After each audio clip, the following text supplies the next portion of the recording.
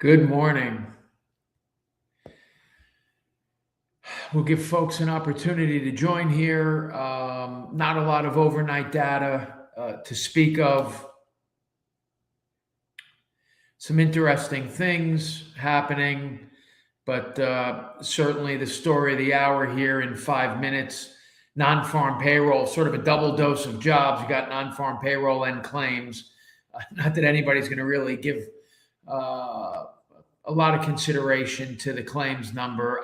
I still think it's important because, theoretically, it speaks to the intra-June trend. This is for last week. In a normal cycle, we'd get this claims number ahead of tomorrow's non-farm, and it would be more important for sure. Vehicle sales, a little bit of a beat, 16.1. Last month, expected 16, came in at 16.5 million, slightly bond unfriendly. What's going on around the world while we kind of wait for this number? Bitcoin back above 60, up big on the day, 5% almost. Asia mostly down, Europe mostly up, stocks are indicating up here onshore. VIX down to 16.5. And to me, dollar stronger versus most currency, not all. Somewhat notably weaker versus the yen. And where that's important is kind of a lot of bad news coming out of Japan and, comping to the dollar and profit.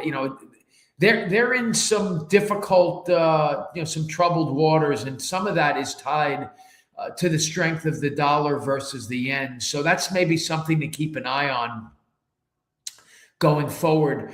For me, before we get to 8:30, at least at the moment, the real story is oil. Crude 67.20 and Brent right on the precipice of breaching 70.32. We have not seen a 70 handle on Brent. Let me pull a 6-month. Yeah, I should say, if I said 70, I meant to say a 60 handle. We haven't seen a 60 handle on Brent since, end of Feb. The first real march up, that 227 date, obviously. But before the last few weeks, just about the lowest it got was mid-80s, call it. So I think that's pretty noteworthy. There was some positive Iran speak overnight. What I'll also say is Warsh yesterday, a lot of mixed reviews in terms of what the interpretation of what he had to say. I think the consensus is generally that it was somewhat dovish. I'm not 100% convinced about that, but it certainly wasn't hawkish.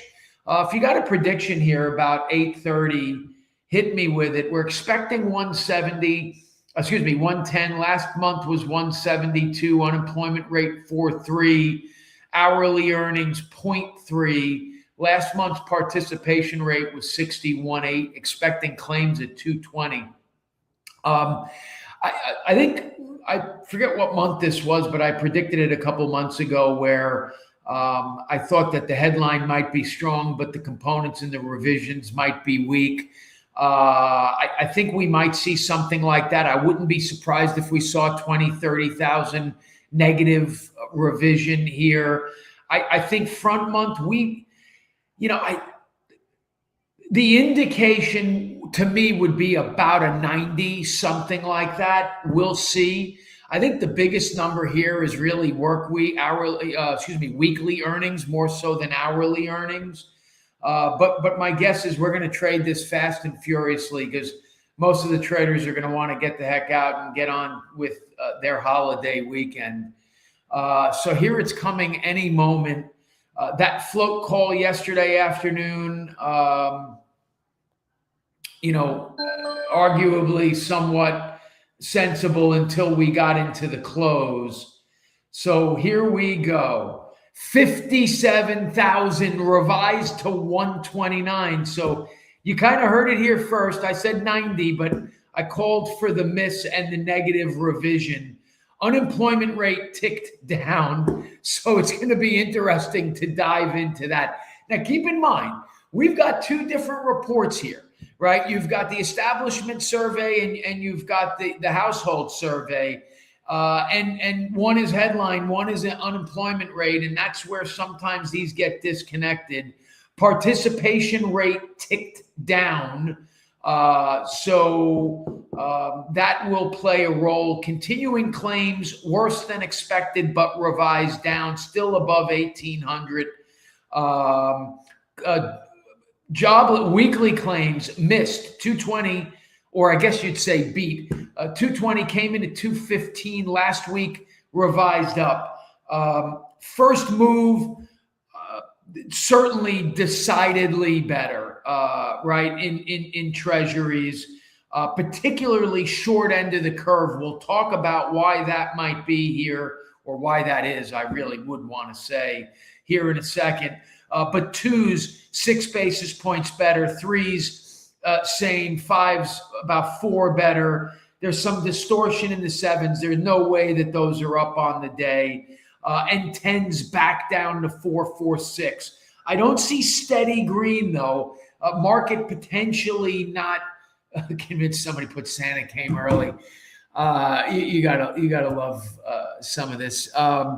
June non-farm.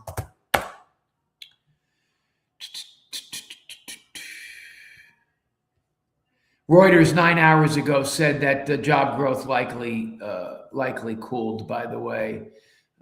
June, it's almost always right there in front of you, folks.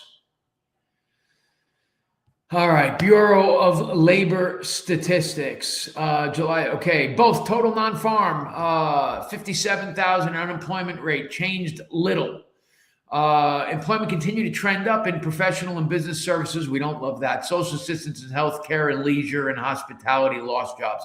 So leisure and hospitality losing jobs, not bond friendly. Those are always considered lesser paying jobs. But what did I say coming into the June and particularly July report?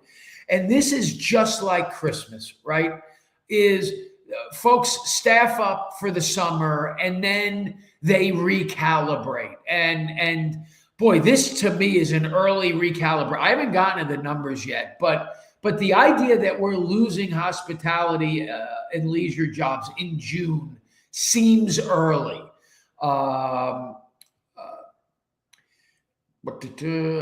Unemployment rate and number of unemployed changed little.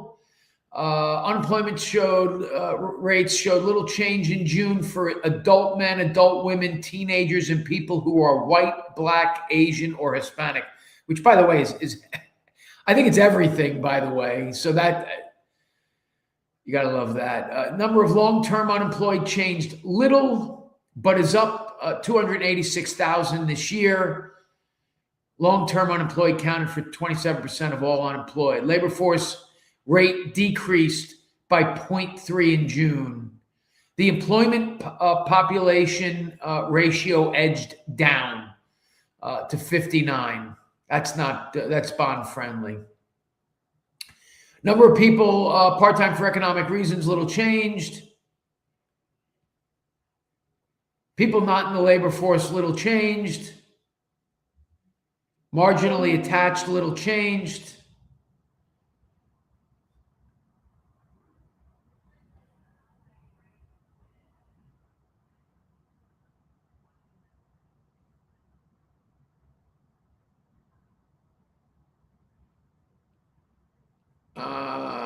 Healthcare up. Leisure and hospitality down 61,000, reflecting weaker than usual seasonal hiring. Interesting. Hourly earnings for all employees rose 13 cents on a 0.3, 37.64 hourly, 3.5% on the year. Private sector up up 0.2%, 32.38. Average work week unchanged. We would have liked to see that down. Manufacturing average work week edged down. Overtime edged up.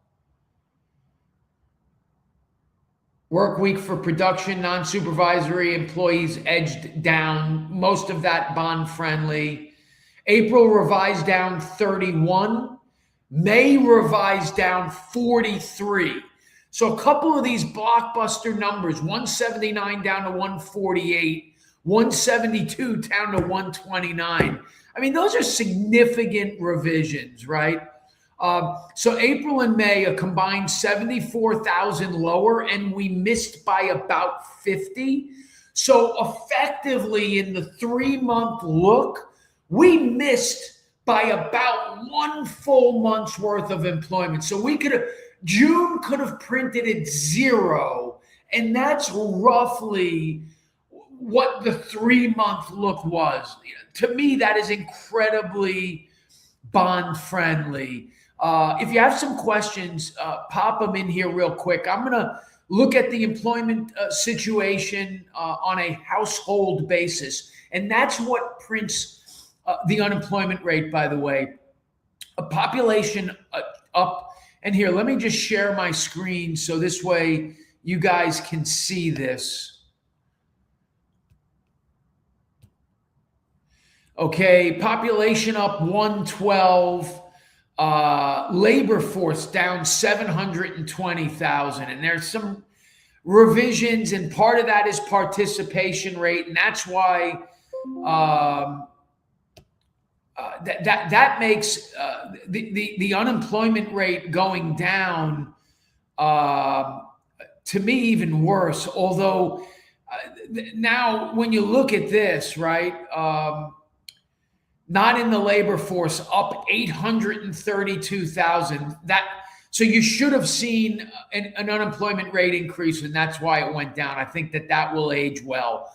Here's the big number, right? Number employed down 507,000.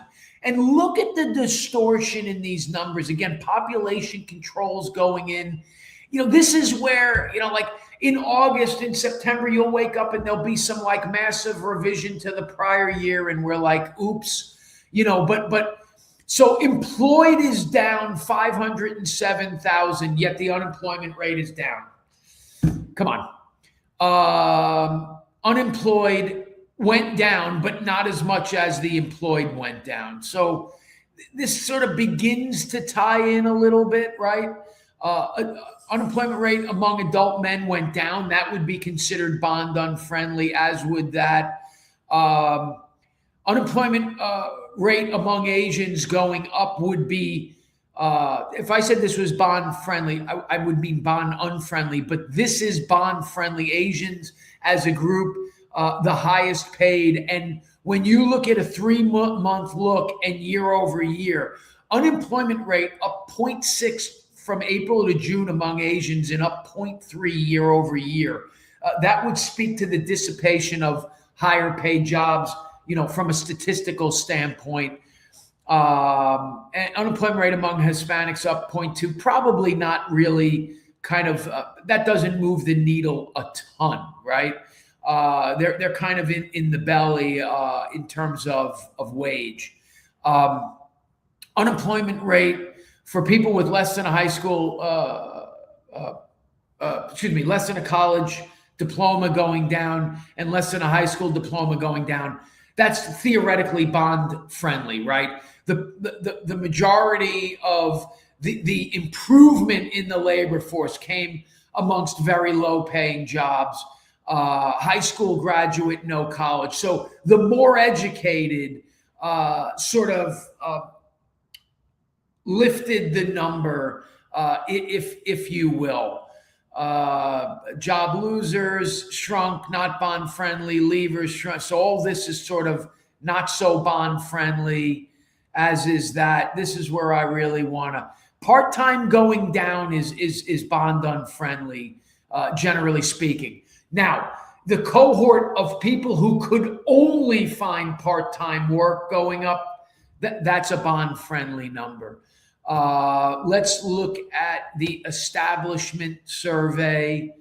Total non-farm up 57, private up 49. So we've seen a little bit of an increase in government hire again. And that,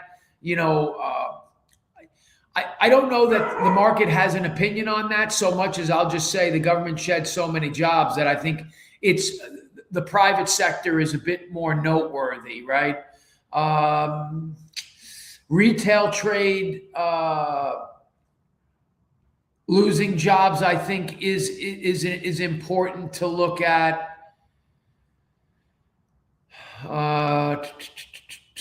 Weekly wages pretty much on target, came in at 0.1. I don't know what the expectation was, but that's a 1.2 annual rate. And we've been trending there the last 2 months. So you could see since April, weekly wages cooling. I think that that's important to note. Let's stop sharing the screen. So let's see how the market is digesting this. We're up 5-6 ticks across the board. Bond yields are down 2 to 6 basis points. Fives, we are back at yesterday mid-afternoon levels. Well above the worst levels of the afternoon. On a 5-day chart, still not looking great. I mean, we're still round numbers a half a point worse than the best levels, and we're only about 30 basis points better than the best levels. Sixes are rallying pretty good here. 5.5s, not so shabby either. So what do we do with this? Well, for one, you potentially, listen, what I was going to say was you potentially breathe a sigh of relief to whatever extent that you're in the camp of, hey, I want lower rates. I'm going to guess that most of the people that watch this want lower rates.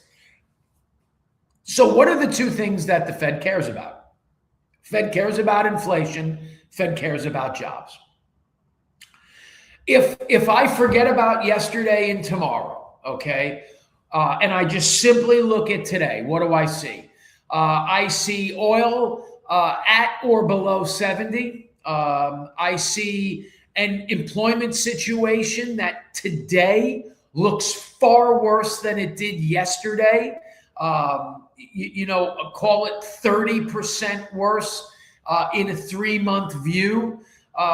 Just simply on a monthly basis, we created about half as many jobs as we thought. Now, listen, I don't know. I don't know what the future is going to bring, but if you look at the last 2 years of negative revisions to the headline, if you look at the last 2 months of negative revisions to the headline, if 60,000 gets revised down, what's the real number for June? 20, 30, 40? Don't know, right? So at the end of the day, what I would say is the Fed has to look at this and has to say, we are moving in the right direction. It's going to be interesting by the time we get to Monday, Tuesday, Wednesday of next week, what the reprice is going to be of a Fed hike in September. It has to be lower. And I think the longer we put off a Fed hike, the less likely it happens. I'm going to say the less likely I believe it is to happen. Why? Because I don't think that the economy is as strong as folks read it to be. And I think that this inflation is incredibly transitory given the price of oil. And given the sort of true state of the economy. So how do I play this? Listen, you're still offside. If you're floating, right, you're still offside from a few days ago when I said, hey, you got a lock, right? So you're playing catch up. I think if you're 6 1/4 to 6 5/8, 6 3/4, this is a 100% lock event. Sixes are very strong right here. They're almost taking the place of where 6 1/2s were, irrationally strong relative to other coupons. And folks, kind of maybe making a play. And I think that you see some repositioning here. Folks maybe selling 6 1/2s, buying sixes. That I would guess that that's probably happening. So if you took on a floater at the bottom, I think that this is potentially a lock event because you have a good story to tell, especially if it's a July closing and really especially if it's an early July closing. I think if you're talking 6 1/8 and below, the lower you get in rate, maybe the more float bias you are here. Listen, I can't fully argue with you taking on some risk here. We dodged some major bullets this week. Let's talk real quick about yesterday after we signed off, right? Because we got ISM. Last month prices printed at 82 and change. We expected 79, came in at 73. Incredibly bond friendly. Headline last month 54, expected 54, came in at 53.3. Bond friendly. Employment was up month over month, so not bond friendly, but still under 50. Construction spending revised down and missed, came in at 0.1. S&P expected 55.7, came in at 53.9. So you're talking ADP miss, S&P miss, ISM miss, prices paid miss, non-farm miss and revised down. Clearly heading in the right direction on most of this data. Monday, we're getting ISM services, and that's the more important as far as I'm concerned about ISM. Tuesdays, the ADP weekly, Wednesdays, the Fed minutes, and this again is not something I normally look at, but certainly I think for the second straight month, a really important one. I don't mind you taking on risk here. Kind of buyer beware a little bit as we fade into the 2 o'clock close. I think it's a 2 o'clock close, right? What does liquidity do to the price of things? To me, in some respects, conventional wisdom might be on the heels of bad data. The risk off trade would be really out of stocks and into bonds. Do we get out of stocks and cash and into bonds? Or does the market really read a potential more accommodative Fed and they read that as a risk on for stocks? There's a lot of ways to interpret this data, but I'm sort of somewhat float bias, 6 3/4, 6 7/8 and above, and 6 1/8 and below. I'm full on lock 6 1/4 to 6 5/8, 6 3/4. And if you're taking on the risk of the float, it's loan specific and it's day by day. Certainly the farther out, I'm more float bias. The closer to the funding, the much more lock bias I am. So thanks for joining. Thanks for everybody that watches on replay. Have a safe and happy 4th. And remember, bulls and bears make money, pigs get slaughtered. I will see you guys Monday.